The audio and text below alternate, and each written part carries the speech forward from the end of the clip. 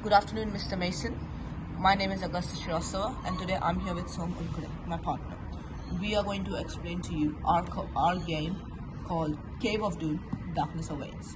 We have 5 main files for this game: cave.py, main.py, character.py, item.py, and extension.py. We're going to start with cave.py. Cave.py. This file defines the cave class used in the separate, simpler text adventure version of the game, not the Pygame one that we're going to address later. Each cave object stores a name, a description, a dictionary of directional links to other caves, an optional character occupying it, and a list of items sitting in it.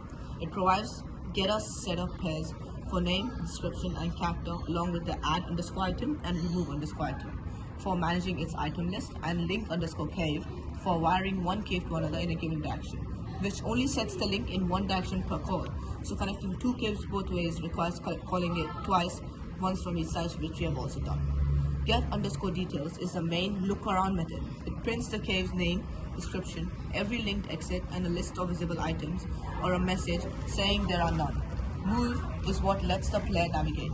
Given a direction string, it returns the corresponding linked cave if one exists, or prints an error and returns the current cave, unchanged if it doesn't. Notably, described is defined twice in the file, so only the second definition actually takes effect, and remove underscore items loop has an indentation issue that causes it to give up and return false after checking only the first item in the list rather than checking all of them. This is what we have for cave.py. Now I'm handing over to Soham as he will tell you main.py. Hello, I'm Sam here. So I'm talking about the main PY. So this script is the entry point that builds the entire text adventure world and runs its game loop. It constructs 3 cave objects: the cavern, the grotto, the dungeon, links them together bidirectionally in a small map, and populates them with an enemy, a friend, and 5 item objects. The same 4 food items from the Pygame version plus a torch, distributed between the grotto and dungeon. The player's state is tracked with the plain variables rather than a class, a bag list of items, name strings, a current cave pointer, and a game over flag. The main loop repeatedly prints the current cave's details and any occupant's descriptions, then reads a typed command and branches on it. Talk triggers, dialogue if someone's present, fight prompts for a weapon from the bag and resolves win/loss in one shot with no retries. Pat works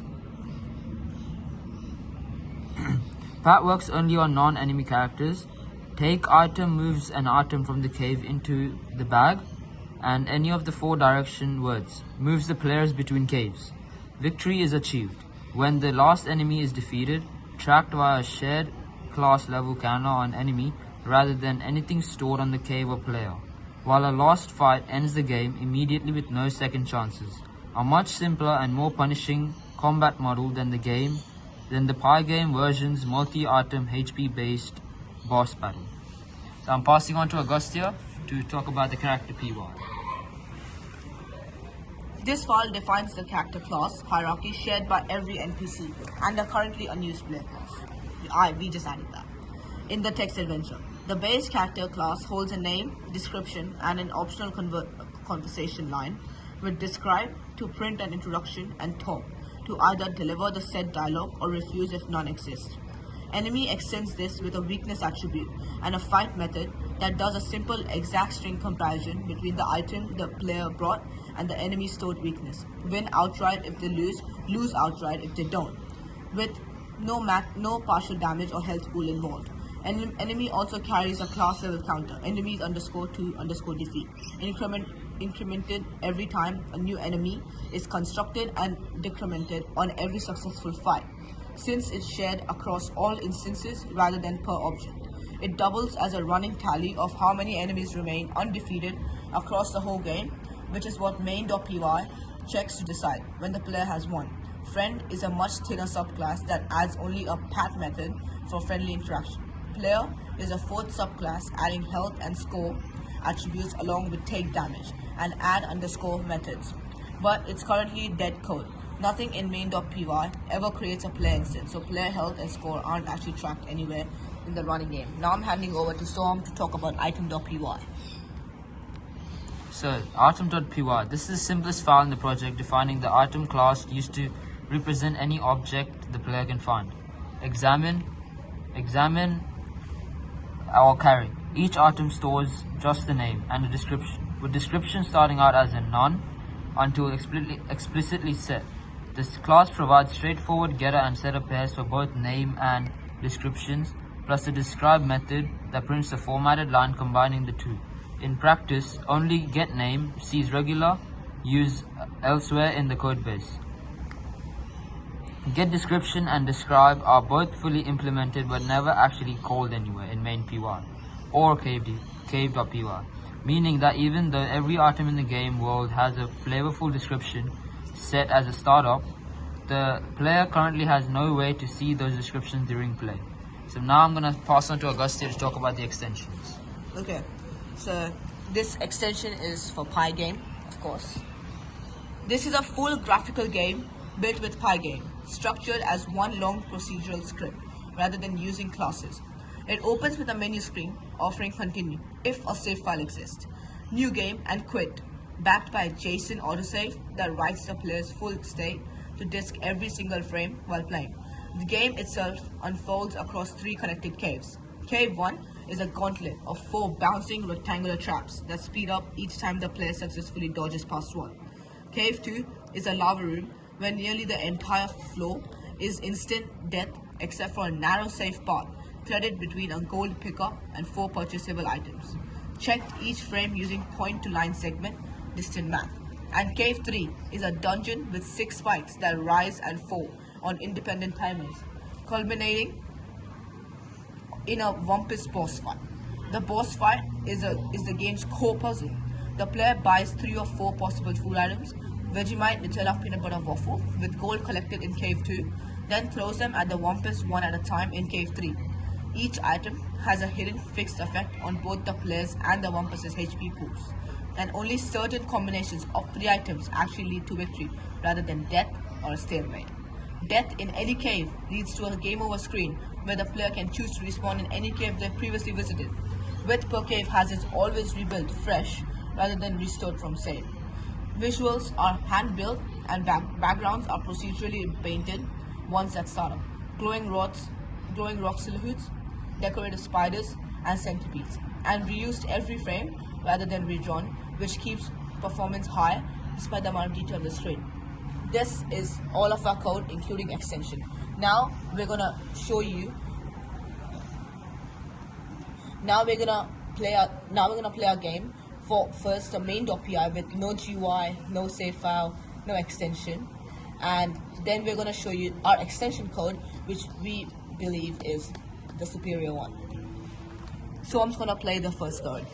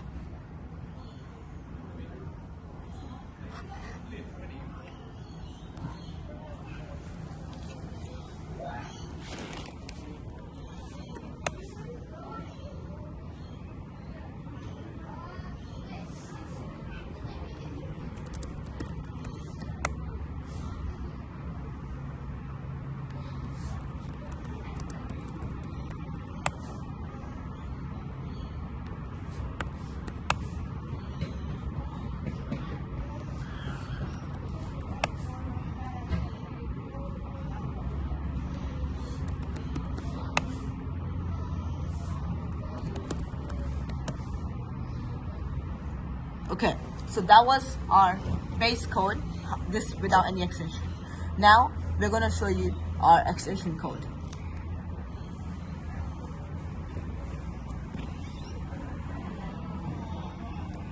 Okay, so here we start with Cave of Doom, Darkness Awaits. Developed by Augustus Shrestha and Som Urkule. Start a game. Let's enter my name. Here is Cave 1. Down here is how you can survive Cave 1. You have to dodge these traps, which will get faster as you pass each one. So a lot of people struggle with this need to go in like this, but that's not how you do it. Also, when you die, you have a chance to either quit or come back to Cave 1. So to do it, we go down like this. Sorry, lost again. Go down. Yep. You gotta be quick with your fingers to beat this one. Ooh, I barely beat it. So now I can go to the next cave. So I'm not sure if you can see here, but there's a very faint pathway going like this to the Vegemite. This is the pathway you have to stay in if you wanna be able to get the gold and get the Vegemite. Everything else is lava, so make sure stay in this pathway and not go in the lava. You need to pick up 3 out of these 4 items, as you have 15 gold, and each item costs 5 gold. So you can only pick up 3 items. So you do B, B, and B. Let's say I picked up Vegemite, Nutella, peanut butter. Now you have to go to this cave where you have to survive the spikes and get to the boss. So, oh, I lost 20 health there. Not good. Anyway, I'm bad at this game. To get to it, easy. And there. Now you fight the boss. Doesn't matter. 1, 2, 3. You defeated the boss. Good job. Now you can respawn any cave you want. Quit. One more thing we wanted to show you was that if you run this game again, and let's say, and there you go, you finished your previous game, you left in the middle without finishing it. So now you can continue the game if you want, and if you die right here, you can continue it from wherever you want because you have visited all previous games. So that's a safe feature backed by Jason and OS. That's the final code. Thank you for watching from Augustus Shrestha and Som Urkule. Thank you.